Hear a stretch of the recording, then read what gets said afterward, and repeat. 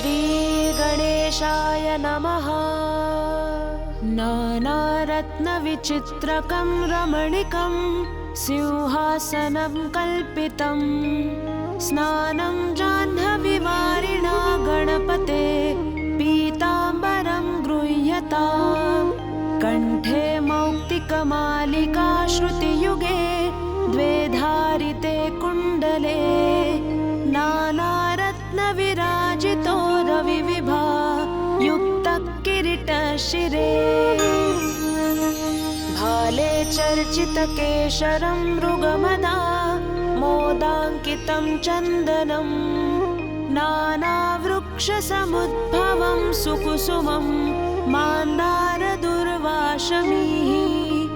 कुल्लोद्भवधूपकं विरचितं दीपं त्वद्ग्रे स्थितं स्वीकृत्य गणेशभक्षं जम्बूफलं दक्षिणां। साष्टाङ्गं प्रणतोऽस्मि ते मम कृता पूजा गृहाण प्रभो। मे कामः सततं तवार्चन विधौ बुद्धिस्तवालिङ्गने। स्वेच्छा ते मुखदर्शने गणपते भक्तिस्तु पदाम्बुजे। प्रसीद मम पूजने गणपते मम वाञ्छा तव दर्शने। माता गणेशश्च पिता गणेशो भ्राता गणेशश्च सखा गणेशः। विद्या गणेशो द्रविणं गणेशः स्वामी गणेशः शरणं गणेशः। ईतो गणेशः परतो गणेशः यतो यतो यामि ततो गणेशः। गणेशदेवादपरं न किञ्चितो तस्मात् गणेशं शरणं प्रपद्ये। इति श्रीगणेश मानसपूजा सम्पूर्णम्।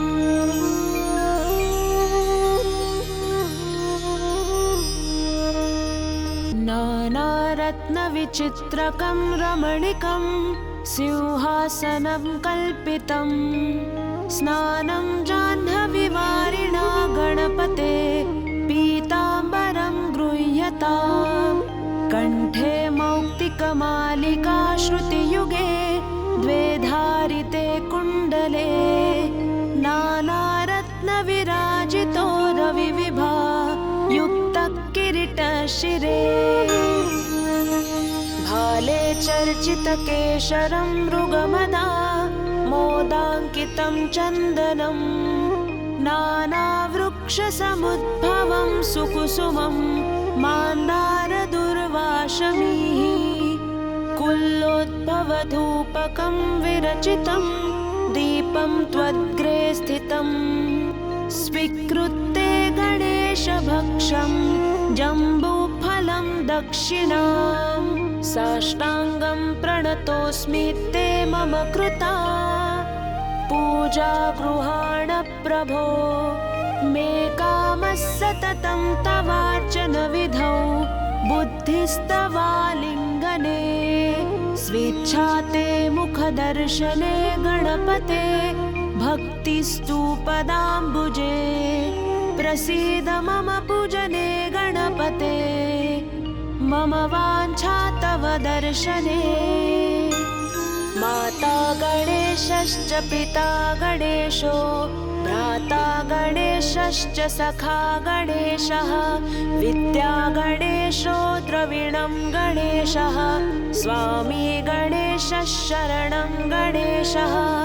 ईतो गणेशः परतो गणेशः यतो यतो यामि ततो गणेशः। गणेशदेवादपरं न किञ्चितो तस्मात् गणेशं शरणं प्रपद्ये। इति श्रीगणेश मानसपूजा सम्पूर्णम्।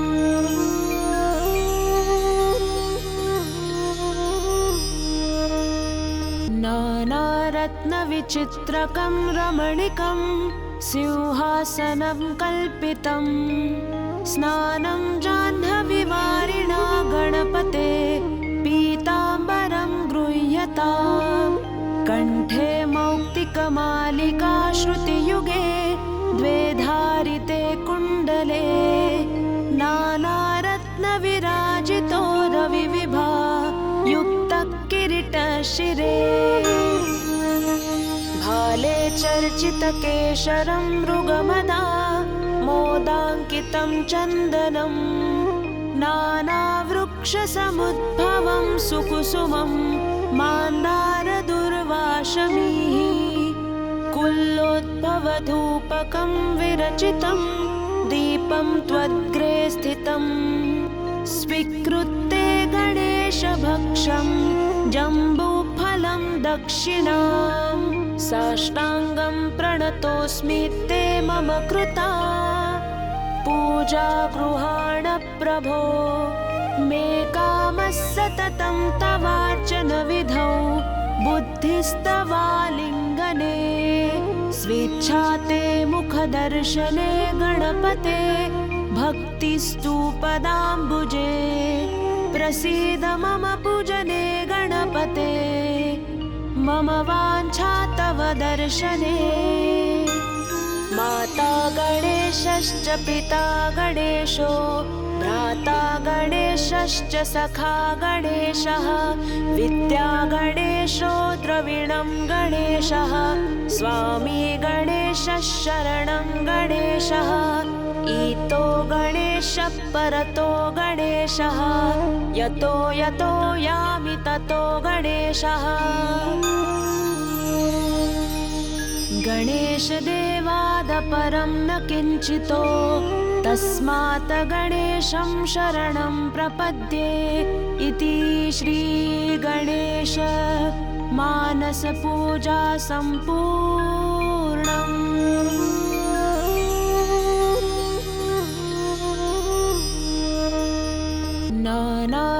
नानारत्नविचित्रकं रमणीकं सिंहासनं कल्पितं स्नानं जाह्नवीवारिणा गणपते पीताम्बरं गृह्यताम् कण्ठे मौक्तिकमालिका श्रुतियुगे द्वे धारिते कुण्डले नानारत्नविराजितो रविविभा युक्तः किरीटशिरे भाले चर्चितकेशरं मृगमदा मोदाङ्कितं चन्दनं नानावृक्षसमुद्भवं सुकुसुमं मान्दारदुर्वाशमीः कुल्लोद्भवधूपकं विरचितं दीपं त्वद्ग्रे स्थितं स्वीकृत्य गणेशभक्षं जम्बूफलं दक्षिणां साष्टाङ्गं प्रणतोऽस्मि ते मम कृता पूजा गृहाण प्रभो मे कामः सततं तवार्चनविधौ बुद्धिस्तवालिङ्गने स्वेच्छा ते मुखदर्शने गणपते भक्तिस्तु पदाम्बुजे प्रसीद मम पूजने गणपते मम वाञ्छा तव दर्शने माता गणेशश्च पिता गणेशो भ्राता गणेशश्च सखा गणेशः विद्या गणेशो द्रविणं गणेशः स्वामी गणेशः शरणं गणेशः ईतो गणेशः परतो गणेशः यतो यतो यामि ततो गणेशः गणेशदेवादपरं न किञ्चितो तस्मात् गणेशं शरणं प्रपद्ये इति श्रीगणेश मानसपूजा सम्पूर्णम्।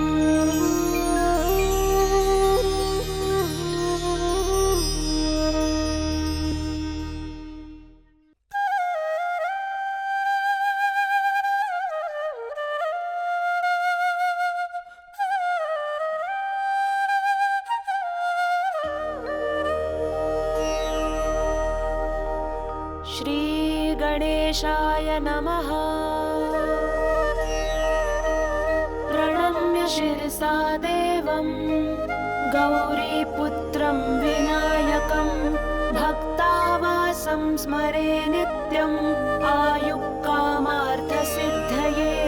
प्रथमं वक्रतुण्डञ्च एकदन्तं द्वितीयकं तृतीयं कृष्णपिङ्गाक्ष गजवक्त्रं चतुर्थकं लम्बोदरं पञ्चमं च षष्ठं विकटमेव च सप्तमं विघ्नराजेन्द्रं धूम्रवर्ण तथाष्टमं नवमं भालचन्द्रं च दशमं तु विनायकम् एकादशं गणपतिं द्वादशं तु गजानन द्वादशैतानि नामानि त्रिसन्ध्यं यः पठेन्नरः न च विघ्नभयं तस्य सर्वसिद्धिकरं प्रभो। विद्यार्थी लभते विद्यां धनार्थी लभते धनं पुत्रार्थी लभते पुत्रान् मोक्षार्थी लभते गतिं। जपेत् गणपतिस्तोत्रम् षडीभर्मार्सैफलं लभते संवत्सरेण सिद्धिं च लभते नात्र संशयः।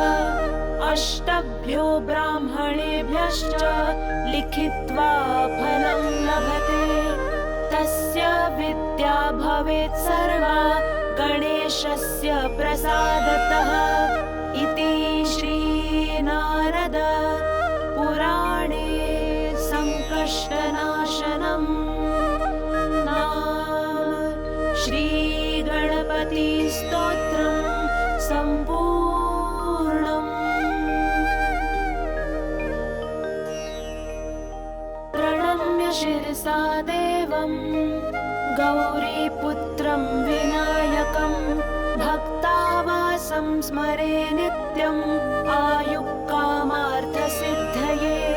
प्रथमं वक्रतुण्डञ्च एकदन्तं द्वितीयकं तृतीयं कृष्णपिङ्गाक्ष गजवक्त्रं चतुर्थकं लम्बोदरं पञ्चमं च षष्ठं विकटमेव च सप्तमं विघ्नराजेन्द्रं धूम्रवर्ण तथाष्टमं नवमं भालचन्द्रं च दशमं तु विनायकम् एकादशं गणपतिं द्वादशं तु गजानन द्वादशैतानि नामानि त्रिसन्ध्यं यः पठेन्नरः न च विघ्नभयं तस्य सर्वसिद्धिकरं प्रभो। विद्यार्थी लभते विद्यां धनार्थी लभते धनं पुत्रार्थी लभते पुत्रान् मोक्षार्थी लभते गतिं। जपेत् गणपतिस्तोत्रम् षडीभर्मार्सैफलं लभते संवत्सरेण सिद्धिं च लभते नात्र संशयः। अष्टभ्यो ब्राह्मणेभ्यश्च लिखित्वा फलं लभते तस्य विद्या भवेत् सर्वा गणेशस्य प्रसादतः। इति श्रीनारद पुराणे संकष्टनाशनं नाम श्रीगणपतिस्तोत्रं सम्पूर्णम्। प्रणम्य शिरसा देवं गौरीपुत्रं विनायकं भक्तावासं स्मरे नित्यम् आयुक्कामार्थसिद्धये।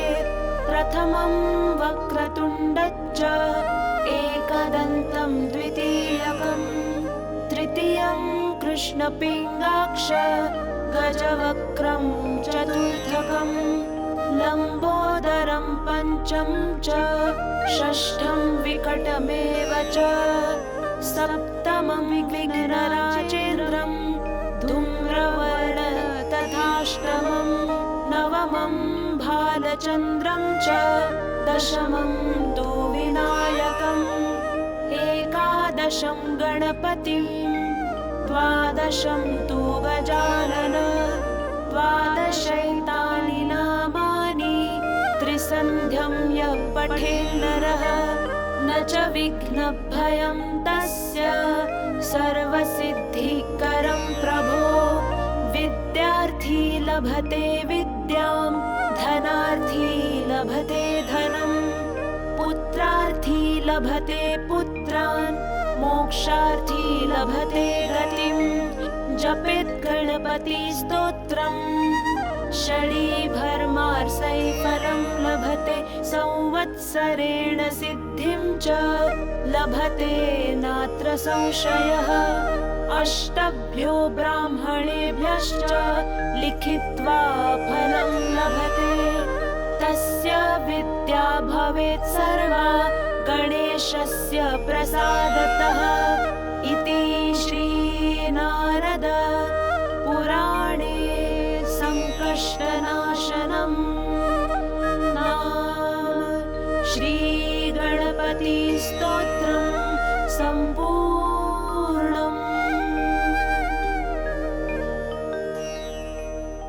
प्रणम्य शिरसा देवं गौरीपुत्रं विनायकं भक्तावासं स्मरे नित्यम् आयुक्कामार्थसिद्धये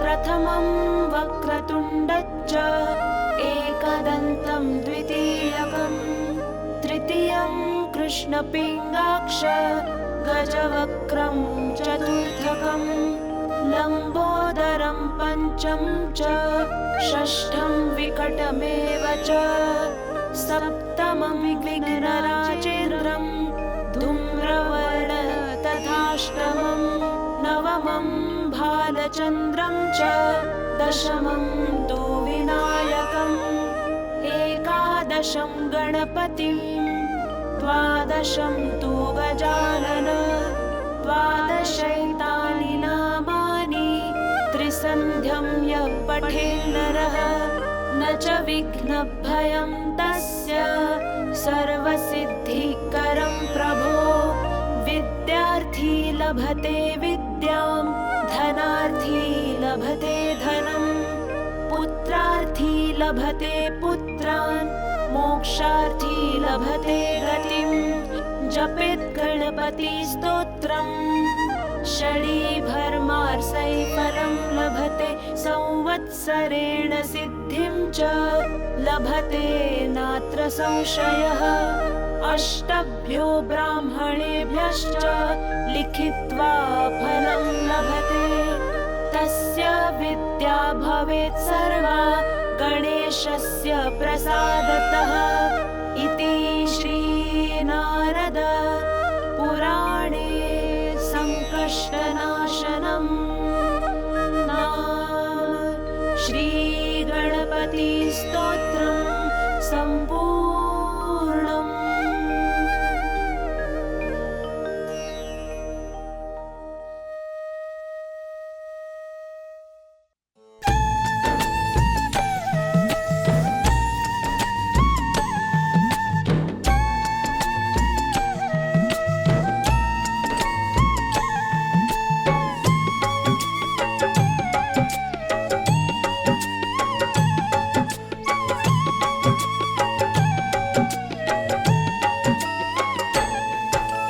देकर नया जीवन मुझको सफल ये कर दिया,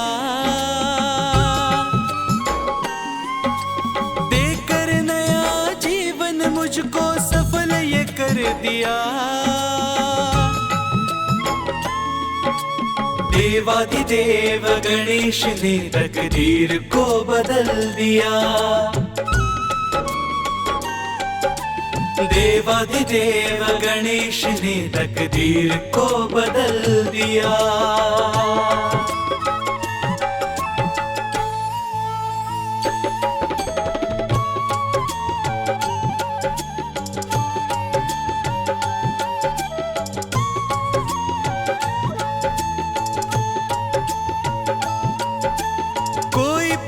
पूछता नहीं था मुझको, कोई नहीं था वाली। कोई ठुकराता था मुझको, कोई देता गाली।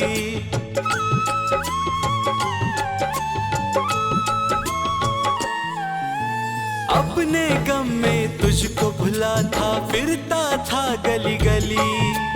दुख में जब एहसास हुआ तो आया बन के सवाली। मिट्टी के समान कीमत थी, सोना बना दिया। मिट्टी के समान कीमत थी, सोना बना दिया। देवाधिदेव गणेश ने तकदीर को बदल दिया। देवाधिदेव गणेश ने तकदीर को बदल दिया।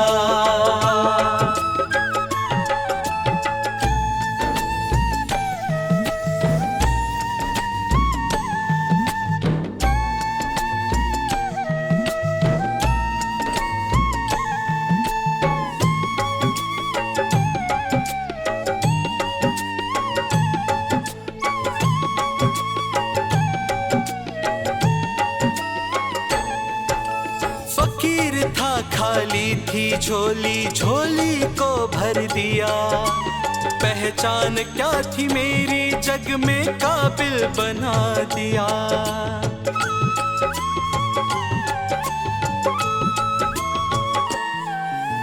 दिल से मांगी दुआ को कबूल है कर लिया। राह से उठा कर महलों में मुझको बिठा दिया। ऐसा करम देवा ने देखो मुझ पर कर दिया। ऐसा करम देखो देवा ने मुझ पर कर दिया। देवाधिदेव गणेश ने तकदीर को बदल दिया। देवाधिदेव गणेश ने तकदीर को बदल दिया।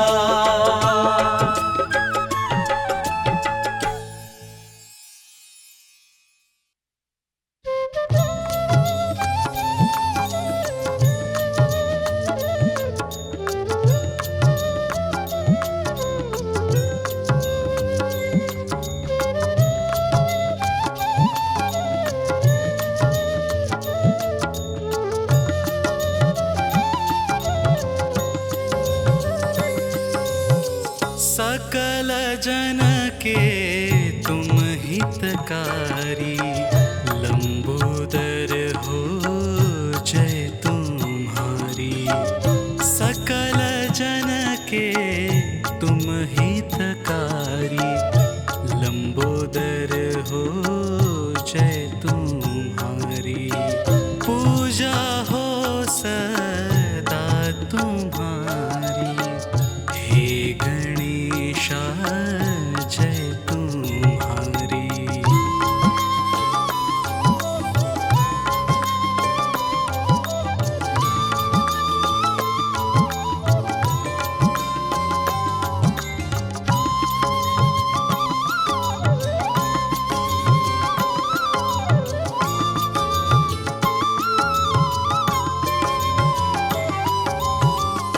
लक्ष्मी के संग संग रहते हो, सब पे कृपा तुम करते हो।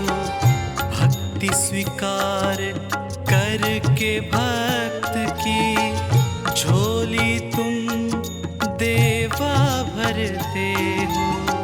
लक्ष्मी के संग संग रहते हो, सब पे कृपा तुम करते हो।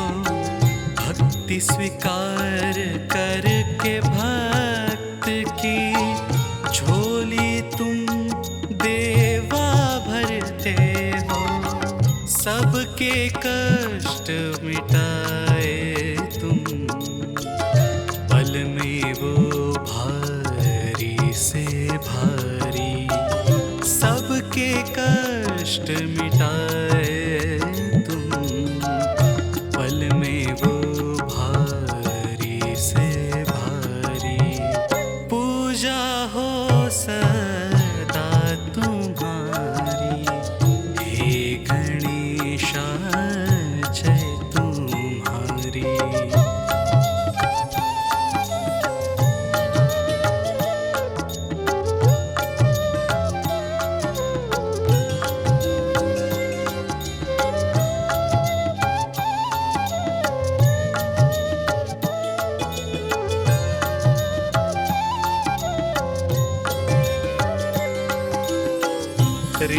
सिद्धि संग 8 प्रहर, चरण देवा तेरे धुलाए। जय गणेशा जय गणेशा, तेरे गीत मन से गाए। रिद्धि सिद्धि संग 8 प्रहर, चरण देवा तेरे धुलाए। जय गणेशा जय गणेशा, तेरे गीत मन से गाए। भक्तों की भक्ति तुमको प्यारी, दुनिया सवारी तू देवा हमारी। भक्तों की भक्ति तुमको प्यारी, दुनिया सवारी तू देवा हमारी। पूजा हो सदा तुम्हारी, हे गणेशा जय तुम्हारी।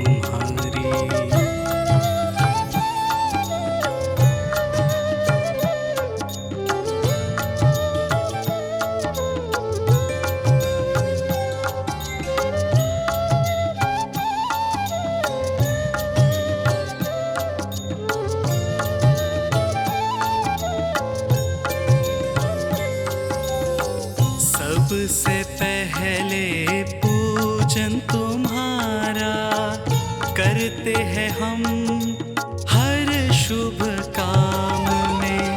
हर समस्या का हल है देवा श्री गणेश के नाम में। सबसे पहले पूजन तुम्हारा करते हैं हम हर शुभ काम में। हर समस्या का हल है देवा श्री गणेश के नाम में। विघ्न हरता दुख मिटाए, मन से सेवा